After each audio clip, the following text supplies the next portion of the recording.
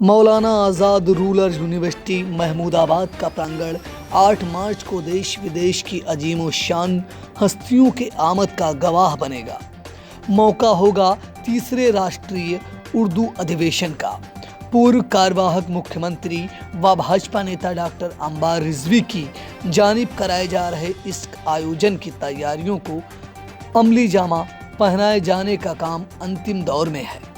8 मार्च को देश के मशहूर गीतकार व शायर शाहिर लुधियानवी की जन्म शताब्दी इस प्रोग्राम को बेहद खास बना रही है। बतौर मुख्य अतिथि केरल के राज्यपाल आरिफ मोहम्मद खान शाम 4:30 बजे यहाँ तशरीफ लाएंगे। अध्यक्षता केरल यूनिवर्सिटी के चांसलर प्रोफेसर वसीम अख्तर करेंगे। इससे पहले सेमिनार सुबह 10 बजे से शुरू हो जाएगा। सेमिनार जानिशार अख्तर, रियाज खैराबादी, विलायत जाफरी इत्यादि हस्तियों पर होगा। वरिष्ठ पत्रकार सईद नकवी, बरतानिया हुकूमत में उर्दू अखबार निकालने वाले मौलवी मोहम्मद बारिक साहब, जिन्हें अंग्रेज़ों ने तोप से उड़ा दिया था, के अलावा कई नामचीन पत्रकारों को अवार्ड भी दिया जाएगा। इंडिया को इस अंतर्राष्ट्रीय कॉन्फ्रेंस की जानकारी देते हुए डॉक्टर अंबार रिजवी ने बताया कि शाम को होने वाले इस मुशायरे में देश विदेश के शायर हिस्सा लेने आ रहे हैं।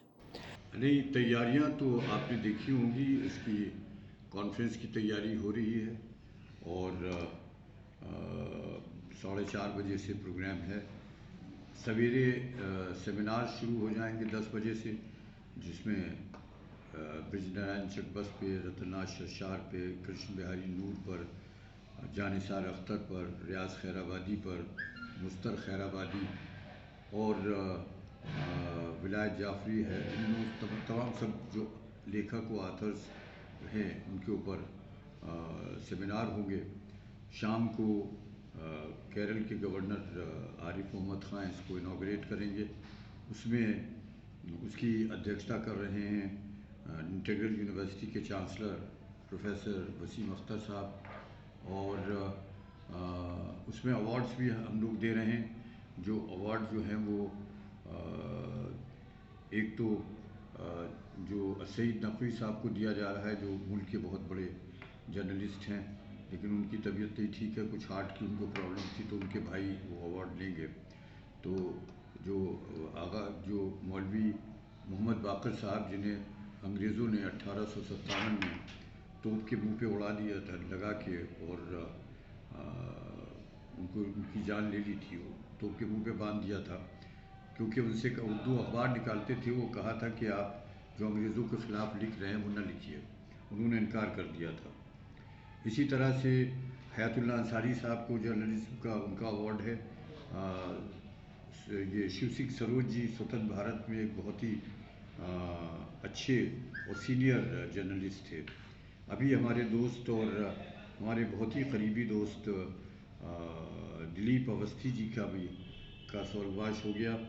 उनके पिताजी हमारे बड़े मित्र थे, तो एक अवार्ड हम उनको भी दे रहे हैं, जिसे बहुत ही सीनियर जर्नलिस्ट हैं श्याम कुमार जी, उनको दे रहे हैं। और सरोज जी का अवार्ड जो है वो हम अखिलेश वाजपेयी जी को दे रहे हैं, जो अमर उजाला में हैं। इसी तरह से ये अवार्ड्स हैं। फिर दूसरे दिन सेमिनार हैं, दिन को शाम को मुशायरा है इंटरनेशनल, अंतर्राष्ट्रीय, क्योंकि सिर्फ केवल इसमें भारत के नहीं बल्कि भारत के बाहर के भी कवि आ रहे हैं। तो इस तरह से 2 दिन का महमूदाबाद में है। एक दिन का लखनऊ में वेबिनार हुआ था इंटरनेशनल, जिसके अंदर 12 मुल्कों के लोगों ने हिस्सा लिया था। अब उसके बाद 14 तारीख को ये एरम डिग्री कॉलेज में, पोस्ट ग्रेजुएट कॉलेज में, इसका सेमिनार का आखिरी हिस्सा होगा।